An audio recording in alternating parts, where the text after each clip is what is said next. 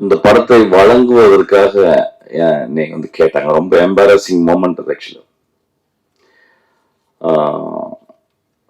Radhakrishnan sir வந்து ரொம்ப நோபலா வந்து கேட்டார்.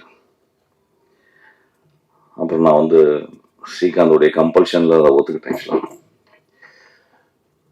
நிறைய பேசும்போது என்னை பத்தி நிறைய பேசினாங்க. என்னுடைய படமா நான் அதை பார்க்கல ஆக்சுவலா. நான் ஒரு இசையமைப்பாளரை மட்டும் இருந்திருக்கேன், ஒரு கொஞ்சம் சீன்ல நடிச்சிருக்கேன். அப்புறம் ஏற்கனவே 2-3 நியூஸ்லாம் வந்துச்சு ஆக்சுவலி. என் தம்பியை ரொம்ப நான் சப்போர்ட் பண்ணேன் ஆக்சுவலாக. ரொம்ப வெக்கப்படுறேன் ஆக்சுவலாக. நான் அப்படி பண்ண மாட்டேன். நான் வந்து 3வது படம் எழுதிக்கிட்டு இருக்கும்போது ஒரு நாள் கதவை திறந்து தம்பி வந்து நான் அவங்கள்ட்ட அசிஸ்டன்ட் டைரக்டராக ஜாயின் பண்ணுறேன்னு கீழே வந்து செருப்பத்துக்கு அடிச்சிட்டேன். அது ஏன்னா வந்து நான் ஒரு அசிஸ்டன்ட் டைரக்டர் எப்படி எடுப்பேன், நான் வந்து நிறைய பேர் அசிஸ்டன்ட் டைரக்டர் வந்து படித்தவங்கள எடுப்பாங்க. நிறைய படிச்சுட்டு நான் நிறைய படிப்பை பற்றி சொல்லுவேன். ஆனால் நான் அசிஸ்டன்ட் டைரக்டர் எடுக்கும்போது ரொம்ப எளிமையாக இருக்கணும்னு பார்ப்பேன், ரொம்ப ஏழையாக இருக்கணும்னு பார்ப்பேன். அப்பா இல்லாத அம்மா இல்லாத அசிஸ்டன்ட் டைரக்டர் அவனை எடுக்கணும்னு பார்ப்பேன். ஆனால் அந்த மாதிரி ஆளுங்களுக்கு தான் ஏதோ சமூகத்துக்கு ஏதோ ஒரு நல்ல கதை சொல்லணுன்ற ஒரு எண்ணம் இருக்கும். அந்த மாதிரி ஆளுக்கு தான் வந்து ஒரு கான்ஸ்டன்ட்டாக வந்து சினிமாவை நேசிக்கக்கூடிய ஒரு திறன் இருக்கும். நம்ம லைஃப்ல வந்து ட்ராமாவை பற்றி பேசுறோம். எனக்கு தெரிஞ்சு ட்ராமா, அவருக்கு ரொம்ப ட்ராமா. சின்ன வயசுல ரொம்ப கஷ்டப்பட்டாரு, சின்ன வயசுல ரொம்ப பாதிக்கப்பட்டாரு, சின்ன வயசுல அப்படின்னு சொல்லுவாங்க. என்ன சின்ன வயசுல யாரு பாதிக்கப்பட்டாங்களோ அவங்களால மட்டும்தான் மிகச்சிறந்த செயல்களை செய்ய முடியும். வசதியா இருந்து எந்த கஷ்டமும் இல்லாதவங்க வந்து எதுவுமே பண்ண முடியாது. ஸோ அந்த ஒரு காரணத்துல என் தம்பி வந்து என்கிட்ட வந்து அசிஸ்டன்ட் டைரக்டர் கேட்கும்போது வந்து என்னால் வந்து ஒத்துக்க முடியல. நீ கஷ்டப்பட்டு போயிட்டு ஸ்ரீகாந்த் சொன்னார், ரொம்ப இல்லை உங்க தம்பியை ஏன் சேர்த்துக்கூடாது. ஸோ நான் சொன்னது காரணம் வந்து எந்த காரணத்தை கூட நான் வந்து உனக்கு ஹெல்ப் பண்ணக்கூடாது. நீயா வந்து அதுவும் சினிமா வந்து ஒரு பெரிய கஷ்டமான ஒரு ஒரு நோ ரிட்டர்ன் பேத். அதுக்குள்ள வந்துட்டோம்னா திரும்பி போகவே முடியாது. ஸோ அதுக்கு வந்து பயங்கரமான மனதிடம் வேணும். அதுக்காக போயிட்டு எங்கே ஒர்க் பண்ணிட்டு வாடா அப்படின்னு சொன்னா அப்புறம் பார்த்திபன் சார்ட்ட போய் ஒர்க் பண்ணிட்டு வந்து அப்புறம் 2-3 வருஷம் கழிச்சு அதுக்கப்புறம் நான் சேர்த்துக்கிட்டேன். இன்னைக்கு வரும் நான் வந்து எனக்கு தெரிஞ்சு அவனை வந்து எதுக்குமே இது பண்ணது இல்லை. இந்த படத்துல கூட ட்ரெயின் படத்துல கூட வந்து ஒரு முக்கியமான கேரக்டர் வந்து ஜான் விஜய் பண்ண வேண்டிய கேரக்டர். ஆனால் அவனுக்கு டேட் எனக்கு கிடைக்கல. நான் ஷூட்டிங் ஆரம்பிச்சிட்டேன், வேற வழி இல்லாமல் என் அசிஸ்டன்ஸ்லாம் சொல்லி சார் அவங்க தம்பி பண்ணுவார் பண்ணுங்க அப்படின்னு சொல்லி. ஸோ இது ஒரு பெரிய எம்பாரசிங் மூமெண்ட். இந்த மேடையில் வந்து என் தம்பி செஞ்சிருக்க படம் அப்படின்னு சொல்லுது. அவன் வந்து மியூசிக் கேட்கும்போது வந்து நான் அப்போ தான் எங்கள் ஐயாட்ட இருந்து நான் வெளியே வந்த தருணம் ஆக்சுவலி. நான் மியூசிக்கில் ரொம்ப சின்சியராக ஈடுபட்டுக்கிட்டே இருக்கேன். அது இந்த ஒரு 6 வருடம் ஜாஸ்தியாக ஒரு நாளைக்கு 4 hour 5 hour ஒர்க் பண்ணிகிட்டே இருக்கேன். ஸோ அப்போ அவன் கேட்கும்போது வந்து நான் சொல்ல முடியல, சரி நான் பண்ணுறேன்டா அப்படின்னு சொன்னேன். அப்படி தான் அந்த படத்தில் நான் நுழைஞ்சேன் ஆக்சுவலாக. நான் வந்து ஒரு லாஸ்ட்டாக தான் நான் இருக்கணும்னு பார்க்குறேன். ஆனால் இங்கே இந்த மேடையில் வந்து ரொம்ப ஒரு நடுவில் உட்கார வச்சு ரொம்ப ரொம்ப எம்பாரஸ் பண்ணிட்டாங்க. நான் என் தம்பிகிட்ட சொல்கிறது ஒரே ஒரு விஷயம்தான், இந்த வாழ்க்கையில் வெற்றி அப்படின்றது ஒன்றுமே இல்லை. வெற்றி ஒன்றுமே இல்லைன்னா தோல்வியும் ஒன்றுமே இல்லை. இந்த வாழ்க்கையில் வாழ்ந்துக்கிட்டே இருக்கணும், நடந்து போய்கிட்டே இருக்கணும். நான் நிறைய பேரை பார்த்துக்கிட்டே இருக்கேன். இதே ரோட்டில் நான் ₹1 இல்லாமல் பஸ்ஸுக்கு காசு இல்லாமல் அப்படியே நடந்து அப்படியே தேனாம்பேட்டை வரைக்கும் நடந்து போயிருக்கேன். இன்னைக்கு ரொம்ப பெருசாக சாதிச்சது மாதிரி நினைக்கவே இல்லை ஆக்சுவலாக. இன்னைக்கும் அதே மாதிரி தான் இருக்கேன். இன்னைக்கு எனக்கு ஒரு புத்தகம் வாங்குறதுக்கு அல்லது ஒரு நல்ல படத்தை பற்றி பேசுறதுக்கு யாரோ ஒரு நண்பன் இருந்தால் போதும். இந்த வாழ்க்கையில் வந்து பெருசாக நம்ம வந்து சாதிக்க போகிறோம்னு நினச்சிருக்கோம். யாருமே சாதிக்க முடியாது. சாதிச்சவங்களாம் மிகப்பெரிய மனிதர்களுக்காக. இந்த படத்தில் கிளைமேக்ஸில் ஒரு டைலாக் எழுதியிருக்கேன், ஒரு நல்ல மனிதன், ஒரு சாதாரண மனிதன் தனக்காகவும் தன் குடும்பத்துக்காகவும் வாழ்றான், ஒரு நல்ல மனிதன் அடுத்தவர்களுக்காக இந்த உலகத்துக்காக வாழ்றான் அப்படின்றது. அது ரொம்ப கம்மி பேர் தான் பண்ண முடியும் ஆக்சுவலாக. ரொம்ப கம்மி பேர் தான் பண்ண முடியும். நம்மளாம் பண்ண முடியுமான்னு தெரியல ஆக்சுவலாக. ஸோ அதனால தான் தம்பிகிட்ட சொல்லுவேன், இந்த மேடையில் நான் ஆரம்பிக்கும் போது தான் சொல்கிறேன், இந்த படத்தினுடைய வெற்றியோ தோல்வியோ கிடையாது. ஒரு படம் நீ ஜென்யூனாக நீ பண்ணியிருந்தேன்னா, அது என் தம்பிக்கு இல்லை, என் அசிஸ்டன்ட் டைரக்டர் இருக்க எல்லாருக்குமே அதான் சொல்லுவேன். ஏதோ ஒரு வகையில் சினிமா வந்து ஒரு பெரிய அழுத்தத்தை கொடுக்குது, ஓட்டப்பந்தயம் மாதிரி ஆயிடுது. என் அசிஸ்டன்ட் டைரக்டர் தான் சொல்லுவேன், ஓட்டப்பந்தயங்கள சினிமா. நீ 10 வருஷம் 15 வருஷம் நீ வந்து படம் பண்ணாமல் கூட. நான் ஒரு படம் பண்ணும்போது அந்த படம் வந்து எவ்வளவு ஒழுக்கமா இருக்கு. அந்த படத்துக்குள்ள கேளிக்கைகள், அந்த படத்துக்குள்ள இன்ட்ரெஸ்டிங்கான விஷயங்கள் எல்லாமே நீ பண்ண அந்த படம் ஏதோ ஒரு வகையில ஒரு இமேஜோ ஒரு சீனோ அது வந்து மனசுல தச்சுக்கிட்டே இருக்கணும். அதை வந்து ட்ரை பண்ண அப்படின்னா அதை இந்த படத்துல ட்ரை பண்ணியிருக்கான்னு நான் நினைக்கிறேன் ஆக்சுவலா. ஸோ இந்த படத்தை பத்தி நான் வந்து பெருசா நான் பேச போதில்லை. இந்த படத்துக்கு வந்து முதல்ல இதை ப்ரொடியூஸ் பண்ண வந்த ராதாகிருஷ்ணன் சாருக்கு ரொம்ப நன்றி. அதுக்கப்புறம் அந்த படத்தை முழுக்க தோல் மேல போட்டுக்கிட்டு சுமந்த திரு ஹரி அவருக்கு நன்றி. பூர்ணா, நான் விதார்த்தெல்லாம் பேசிட்டு அதுக்கப்புறம் பேசுறேன். விதார்த் வந்து நான் இன்னைக்கு பார்த்தோன்னு சொன்னேன். விதார்த் வந்து என்ன பண்றீங்க, நீ ஒரு 50 வருஷம் சினிமாவில் இருப்ப விதார்த். ஏன்னா இப்போ சினிமா இல்லைன்னா விதார்த் செத்து போயிடும். அந்த மாதிரி தான் அவன் சினிமாக்குள்ளேயே உழண்டு. நான் ஆக்சுவலாக படம் பண்ண வேண்டியது ஏதோ மிஸ் ஆயிடுச்சு. ஆக்சுவலாக ரொம்ப சின்சியரான ஒரு ஆக்டர், ரொம்ப நல்ல பையன், ரொம்ப எளிமையாக பழகக்கூடிய பையன். சில பேருக்கு, சில நடிகர்களுக்கு வந்து மூஞ்சில லேண்ட்ஸ்கேப் இருக்கும். ஒரு தமிழ் லேண்ட்ஸ்கேப்பை வந்து இப்போ விஜய் சேதுபதி பார்த்தீங்கன்னா மூஞ்சி, நான் நேற்று தான் அந்த விஷயத்தை பார்த்தேன். நான் க்ளோஸ்அப்பில் பார்க்கும்போது, நான் க்ளோஸ்அப் போக மாட்டேன், நான் தூரத்தில் வந்து பார்க்கும்போது விஜய் சேதுபதிக்கு ஒரு தமிழ் லேண்ட்ஸ்கேப் இருக்கு. அந்த மாதிரி லேண்ட்ஸ்கேப் கொண்ட ஒரு மனிதன் தான் வந்து விதார்த். ஒரு கைத்தட்டவன் ரொம்ப போர்டிங், அப்படியே அமைதியா என்னமோ ஆஸ்பத்திரியில் உட்கார்ந்துருக்க மாதிரி போயிட்டு இருக்கு. ரொம்ப வெகு சிலர் ஆக்டர்ஸ் தான் அந்த மாதிரி ஒரு லேண்ட்ஸ்கேப் இருக்கும். அந்த மாதிரி ஒரு லேண்ட்ஸ்கேப் கொண்ட ஒரு மனிதன் ஒழிச்சுக்கிட்டே இருக்கணும் விதார்த். நானும் அதுதான் பண்ணிக்கிட்டு இருக்கேன். எனக்கு பெரிய வெற்றிகள் தேவையில்லை, பெரிய பணம் தேவையில்லை, பெரிய புகழ் தேவையில்லை. நான் 365 நாளும் வேலை செய்யறதுக்கு எனக்கு ஒரு சின்ன ஒரு படம் இருந்தால் போதும்னு நினைக்கிறேன். அதுக்கப்புறம் வந்து அருண் ரொம்ப ஸ்மார்ட்டான பையன். நம்ம பேசுறதுக்கு முந்தையே பேச ஆரம்பிச்சிருவான். Very smart. அதாவது எப்படி சொல்றது, he is throbbing with energy. நல்லா படிப்பான். இப்போ வந்து ஜெனரல் நாட்டம் சொன்னா ரொம்ப நாள் என்ன படம்னா சொன்னா வந்து ஜெனரல் நாட்டம் படிக்கலாம். ஏற்கனவே படிச்சோம், திரும்பி படுறா அப்படின்னு அது படிக்கலாம். ஒரு ஆக்டர் வந்து ஒரு ஜெனரல் ஆட்டோ மோட்டர் சைக்கிள் படிக்கிறது ரொம்ப ரேர் அப்படின்னு நினைக்கிறேன். ஆக்சுவலாக அதை படிச்சு வந்து ரொம்ப சின்சியராக டிஸ்கஸ் பண்ணுவான். ஸோ இஸ் அ வெரி ரொம்ப இன்டெலிஜென்ட்டான ஒரு ஆக்டர் ஆக்சுவலி. அப்புறம் ஆக்டிங்கும் ரொம்ப சின்சியராக பண்ணுறான். அந்த படத்தில் அவன் கூட ஒர்க் பண்ணி பார்த்தேன். தம்பி தான் வந்து ரெக்கமெண்ட் பண்ண, நல்ல பையனை அப்படின்னு சொன்னேன். என்னடா சொல்ற, தெலுங்குல இருந்து வந்து நான் தமிழ் பையனை, நம்ம வீட்டில் பக்கத்துலேயே இருந்த பையனை அப்படின்னு சொன்னான். அப்புறம் அவன் பர்ஃபார்மன்ஸ் பார்த்து எனக்கு ரொம்ப பிடிச்சிச்சு. இந்த படத்தில் ஒரு முக்கியமான கேரக்டர் ட்ரெயினில் பண்ணுறான் ஆக்சுவலாக. நல்ல கேரக்டர் அவனுக்கு ஒரு எழுதியிருக்கேன். ஆக்சுவலாக ஒரு சின்ன கேரக்டர் தான், ரொம்ப பியூட்டிஃபுல்லான கேரக்டர். அதுக்கப்புறம் கார்த்திக், சினிமாட்டோகிராஃபர் கார்த்திக், ரொம்ப படித்த பையன், ரொம்ப இன்டலெக்சுவலாக ஒரு சினிமா பார்க்குற பையன். குதிரைவாலெலாம் பண்ண ஒரு பையன்.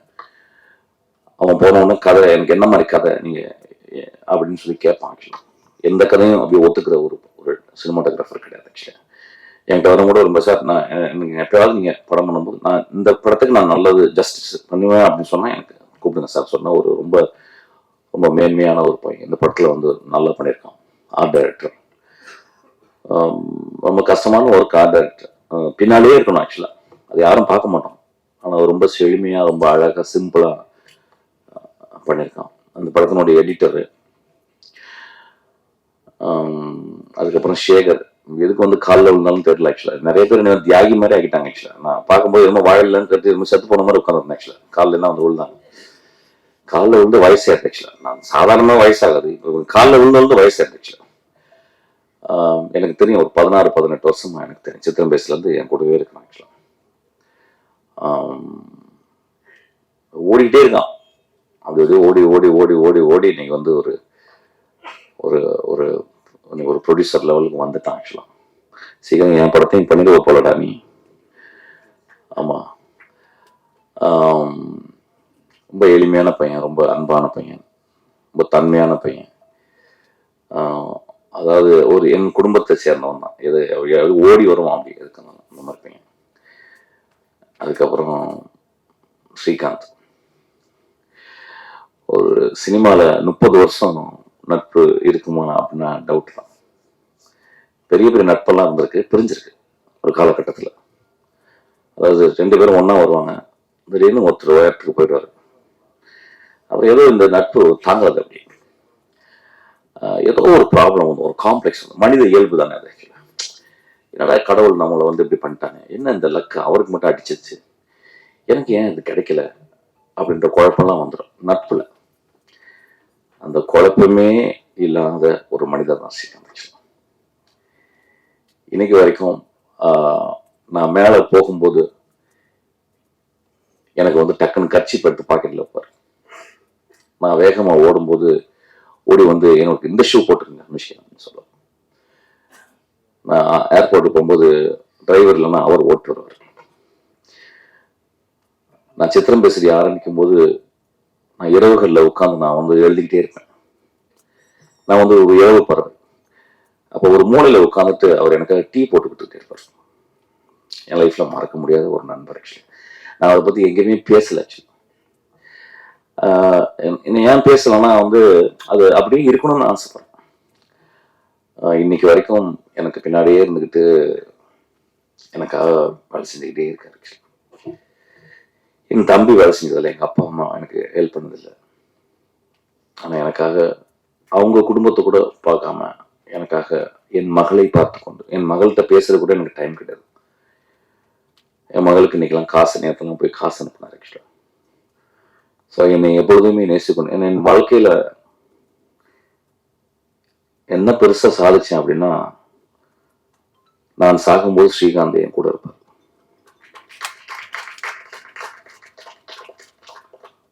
வாழ்க்கையில ரொம்ப நட்பு முக்கியம் ஐயா. நட்பு கிடைக்கவே கிடைக்காது. அம்மா அப்பா அது ஒரு ஆக்சிடென்ட்ல குழந்தை பிறகுது. அதுக்கப்புறம் நம்ம வளர்ந்து அம்மா அப்பா பார்த்துக்கிறோம். ஆனா எந்த ஒரு பிரதி உபரம் எதிர்பார்க்காம ஒரு நண்பன் கூடவே இருக்கிறான் அப்படின்னா, ஏதோ என்னை நேசித்து கொண்டே இருக்கிறான்.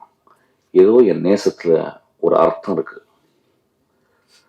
நான் இது வரைக்கும் இந்த அளவு ஒரு மனிதனை, ஒரு பெண்ணை நேசிச்சிருப்பேன்னு தெரியல. அந்த அளவு நான் ஸ்ரீகாந்தை நேசிக்கிறேன். இன்னைக்கு தான் நான் சொல்றேன். ஆக்சுவலா இது என்ன பேசுறேன், இந்த இந்த இந்த இந்த காணொலியை பார்த்து என்ன ஆக போகுது அப்படின்னா, அதான் இப்போ எல்லாரும் பேசினாங்க, அந்த காணொலியை எவ்வளவு இன்ட்ரெஸ்டா பார்ப்பாங்க அப்படின்னு எனக்கு தெரியல. ஆனா ஏதோ ஒரு வகையில பேசும்போது மனிதம், அன்பு ததும்பி வழிந்து கொண்டே இருக்கிறது. என் வாழ்நாள் முழுவதும் என்னை பார்த்து கொண்டிருக்கும் இந்த மகா மனிதனை பத்தி பேசுறது ரொம்ப சந்தோஷப்படுறேன். எல்லாருக்குள்ளேயும் நட்பு ரொம்ப ரொம்ப இம்பார்ட்டன்ட். அந்த நட்பு பிரிஞ்சிடும். ஒரு நட்பு பிரிஞ்சிருச்சு. ஒரு நாள் வந்து என்னை விட்டு போயிட்டாரு. ஒரு 4 வருஷம் கழிச்சு வந்து என்னுடைய பர்த்டே ஃபங்க்ஷன் அன்னைக்கு ஒரு 2 மணிக்கு திடீர்னு ஸ்ரீகாந்த் வந்து என்னை கெட்ட கெட்ட வார்த்தையா திட்டுறாரு. திட்டிட்டு உட்காந்து அழுகுறாரு. என்ன சொல்றாரு, 4 வருஷம் என்னை பிரிஞ்சிட்டீங்கன்னு சொல்லிட்டு. அப்ப என்னை கெட்ட வார்த்தை திட்டும் போது பக்கத்துல இருக்கவங்க அவர் அடிக்க போறாங்க. அப்ப நான் சொல்றேன், டே உங்களுக்கு ஸ்ரீகாந்தை பத்தி தெரியாது. அந்த மாதிரி ஒரு மனுஷன் நீங்க லைஃப்ல பார்த்துருக்க மாட்டீங்க. அவர் என்னை கெட்ட வார்த்தையில திட்டலடா, தன்னை திட்டிக்கிறாரு அப்படின்னு. அதுக்கப்புறம் என் கூட வாழ்நாள் ஃபுல்லா என் கூட இருக்காரு. அதுக்கப்புறம் போயிட்டாரு. ஒரு வருஷம் போகும்போது கார்ல போயிட்டே இருக்கும்போது ஒரு சினிமா தியேட்டருக்கு போறேன். அப்ப என் மகள் உட்காந்து, அப்பா மாமா போறாருப்பா அப்படின்னு. ஏய் போய் போய் புட்றி அப்படின்னு. அவர் போயிட்டு அவரை போய் பிடிச்சா அவர் ஓன்னு உட்காந்து அழுகுறார். என் படங்கள்ல பாத்தீங்கன்னா இந்த இந்த மாதிரி கருணையும் இந்த மாதிரி மனிதர்கள் தான் என் படத்துல வியாபித்திருப்பாங்க. இந்த மாதிரி மனிதரை பத்தி தான் எழுதணும்னு நினைக்கிறேன். ஆக்சுவலா ஸோ அந்த மாதிரி ஒரு ஸ்ரீகாந்த் மேடையில வந்ததே கிடையாது இது வரைக்கும். நான் வந்து 30 வருஷமா 23 வருஷமா நான் மேடையில இருக்கேன். ஒரு மேடையில கூட ஸ்ரீகாந்த் வந்ததே கிடையாது. இந்த மேடையில் எப்படியோ ஏற்றப்பட்டுட்டாரு. அதனால நான் ஸ்ரீகாந்த் எனக்கு என்ன பேசுறதுன்னு தெரியல. பேசிக்கலாம், நான் ரொம்ப பெரிய யோசிக்க மாட்டேன் என்ன பேசணும். ஓகே நீ நட்பை பத்தி பேசணும்னு நான் பேசுறேன். அதுக்கப்புறம் வந்து பூர்ணாவின் குழந்தைய இன்னைக்கு பார்க்கும்போது எனக்கு வந்து I was very mood. Actually அந்த குழந்தைய காலை நான் தலையில எடுத்து வச்சுக்கலாம். பூர்ணா ஒரு காலெல்லாம் தலையில எடுத்து வச்சுக்கலாம். அந்த அளவு ரொம்ப நோபனாலும் ஒரு பெண். ஆக்சுவலா வாழ்நாள்ல ஒரு 10 பேரை நம்ம சந்திப்போம். ஒரு 100 வருஷம் நம்ம வாழ்ந்தோம்னா எனக்கு தெரிஞ்ச ஒரு 10 பேர் சந்திப்போம். அதுவும் பெண்கள்ல ஒரு 3 பேர் சந்திப்போம். அம்மா, தங்கச்சி, மனைவி, அதெல்லாம் தனி, மகள். அதுக்கப்புறம் வேற ஒரு மனுஷி ஒருத்தி வருவோம். அந்த மனுஷி வந்து நம்ம வாழ்க்கையில வந்து ரொம்ப அன்பை கொடுப்போம். பூர்ணா அவ்வளோ அன்பு எனக்கு கொடுத்துருக்கோம். பூர்ணா பார்க்கும்போதெல்லாம் அப்படியே ஆச்சரியப்படும். ஐயோ இவ வயிற்றுல அடுத்த வருஷம் பிறக்கணும், அடுத்த ஜென்மத்துல இவ தான் எனக்கு அம்மாவா இருக்கணும். அவ்வளோ நல்லவ. அதனால வந்து நான் ஏதாவது சொல்லும்போது பூர்ணா என் படத்துல இருக்கணும். அவரை பத்தி தப்பாலாம் பேசுவாங்க, என்னையும் பூர்ணா பத்தி அப்படிலாம் கிடையாது. ரொம்ப மேன்மையான பெண், ரொம்ப மேன்மையான பெண். அவ வந்து கல்யாணம் ஆனோம்னு சொன்னா அப்படி சந்தோஷப்பட்டேன். கோவம் வந்துச்சு, ஐயோ எவ்வளவு பெரிய ஆக்ட்ரஸ், இன்னொரு 5 வருஷம் நான் நடிச்சு தொலைச்சிருக்கலாமே நீ அப்படின்னு சொல்லியிருந்தேன். அவளை பார்க்கும்போது இன்னைக்கு வந்து பார்க்கும்போது எனக்கு அப்படியே சந்தோஷமாச்சு. அவ கல்யாணம் பண்ணவும் அங்கே போயிட்டு துபாயில போய் கல்யாணம் பண்ணிருக்கேன். இங்க இருந்தாலும் போய் அப்பப்போ பார்க்கலாம். ஆக்சுவலாக ஒரு எக்ஸ்ட்ரானரி ஆக்டர்ஸ். அந்த ஆக்டர்ஸ்னா எங்க இருந்து வருது அப்படின்னு பார்க்கணும். எங்க ஒருத்தவங்க ஆக்ட் பண்றாங்கன்னு பார்க்கறேன். இங்கிலீஷ்ல ஒரு டெஃபினேஷன் இருக்கு ஆக்டிங்க்கு வந்து, living truthfully in an imaginary situation தான். கற்பனையான ஒரு உலகத்துல நீ நிஜமா வாழணும், அதுதான் ஆக்டிங் அப்படின்றாங்க. அது எங்க நிறைய பேர் ட்ரை பண்றாங்க, நிறைய பேர்னால பண்ண முடியல. ஏன்னா ஏதோ ஒரு வகையில மனசுல இருந்து இந்த சீனை நான் கரெக்டா பண்ணிட்டேன்னா, இந்த சீனை வந்து சூப்பரா பண்ணிட்டேன்னா, இந்த சீன் பண்ணும்போது மூக்கு அப்படி ஆட்டிட்டேன்னா, உதற ஆட்டிட்டேன்னா ஆடியன்ஸ் கை தட்டுவாங்களா அப்படின்னு பாக்குறாங்க. சில பேர் நடிக்கும் போது அப்படியே மறந்துறாங்க சுயத்தை. அந்த சுயத்தை மறக்கிறவங்க எல்லாமே ஒரு பெரிய ஆக்ட்ரஸ். அந்த மாதிரி சுயத்தை மறக்கக்கூடிய ஒரு ஆக்ட்ரஸ் வந்து ஒரு ஆக்டர் வந்து நான் பூர்ணாவை சொல்றேன். சவரக்கத்தை எழுதும்போது எங்க அம்மாவை எக்ஸாக்ட் அம்மா வச்சு தான் எழுதினேன். அவங்க மலையாளம் பேசுறவங்க, தமிழ் பேச வரவே. அம்மாவுடைய ஸ்லாங் ரொம்ப ஸ்ட்ராங்கான ஒரு ஸ்லாங், ஒரு ஆக்சென்டோட ஒரு ஸ்லாங், ஒரு காரைக்குடி ஸ்லாங். அது தம்பி போய் சொல்லி கொடுத்தா 35 நாள் பூர்ணா ப்ராக்டிஸ் பண்ணிட்டே இருந்தேன். அதுக்கப்புறம் அந்த படத்தினுடைய டப்பிங்கே நான் பூர்ணாவே பண்ண சொன்னேன். அந்த அளவு ஒரு டெடிக்கேட்டட் ஆர்டிஸ்ட்.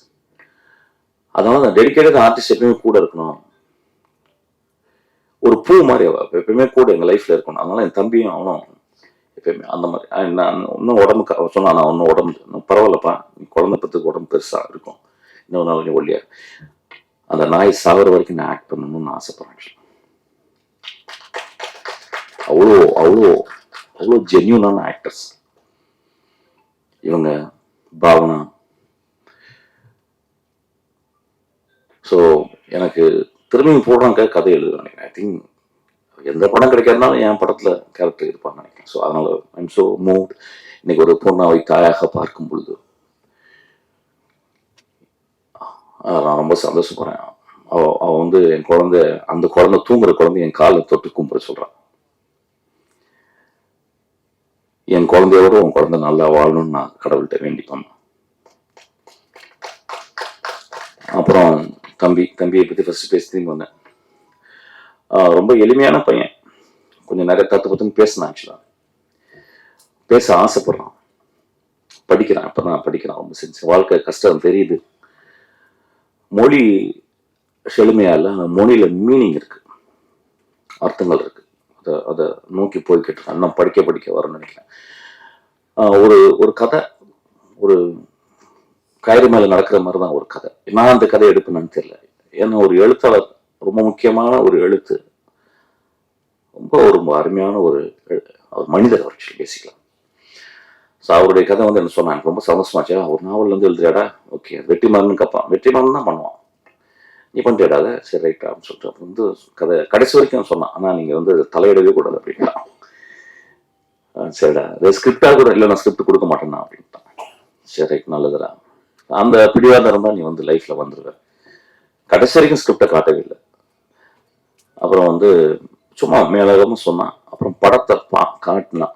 நான் படத்தை காட்டி தானே நான் தான் மியூசிக் பண்ணோம். படம் பார்த்து நல்ல படம் அப்படிலாம் சொல்ல மாட்டேன் அவங்கள்ட்ட. நான் சும்மா அது தம்பியை இது பண்ற மாதிரி. ஆனால் நிறைய இடங்கள்ல வந்து ரிஸ்க் எடுத்திருக்கான். ஒரு பெண் உடைய பிறழ்வு, அவ பெண்ணோடைய அந்த காமத்துக்குள்ள போறது, காமமா தெரியாம கஷ்டப்படுறது, நல்ல ஒரு மெச்சூரான கதை. கதைகள் நிறைய என்ன கதைகள் சொல்றோம் அப்படின்றது வந்து ரொம்ப பெரும் குழப்பம் இருக்கு. அதனால இப்ப வந்து நான் பார்த்தேன், நிறைய படங்கள் பார்த்தீங்கன்னா இந்த வீடியோ கேம் மாதிரி கண்டினியூஸா சுட்டுக்கிட்டே இருக்காங்க, கொடன்னு சுட்டுக்கிட்டாங்க. ஹெலிகாப்டர் சம்மந்தமே இல்லாம வீட்டுக்குள்ள எல்லாம் வருது, ஏன் வருதுன்னே தெரியல. என் படத்துலையும் கிளைமேக்ஸ் ஒரு சின்ன ஹெலிகாப்டர் வேணும்னு அப்படி வர வச்சுட்டு போயிட்டு இருக்கேன். அதுக்காக தானு சார் சொன்னேன். தானு சார் எப்படின்னா எது கேட்டாலும் 100 தந்துடுறாரு. நான் ஒண்ணு சார் ஒரு வண்டி 100 வண்டி அனுப்பிடுறேன்ப்பான்றாரு. நான் ஹெலிகாப்டர் சும்மா சொன்னேன். உடனே வந்துட்டு அவரு ஹெலிகாப்டர் கொண்டாந்து போயிட்டாரு. சார் இல்ல சார், நான் வேணும்னே என் படத்துல தூரத்துல ஒரு ஹெலிகாப்டர் வர மாதிரி காட்ட போறேன் சார் அப்படின்னு நான் சொல்லியிருக்கேன். ஸோ என்ன கதைகள் பண்றதுன்னே தெரியல. அப்புறம் இந்த பையன் என்னங்க புரியல 10 நிமிஷம். அப்புறம் இவன் வந்து ஒரு கதை, ஒரு ஒழுக்கம், ஒரு நியாயம் அதுல இருக்கு. அது எப்படி பண்ணுனா, அது எப்படி சுவையா இருந்துச்சுன்னா ஆடியன்ஸ் தான் வண்டி கொடுக்கணும். நான் சொல்லக்கூடாது. இங்க நிறைய பேர் சொன்னாங்க நல்ல படம், நான் அப்படின்னு சொல்ல மாட்டேன்.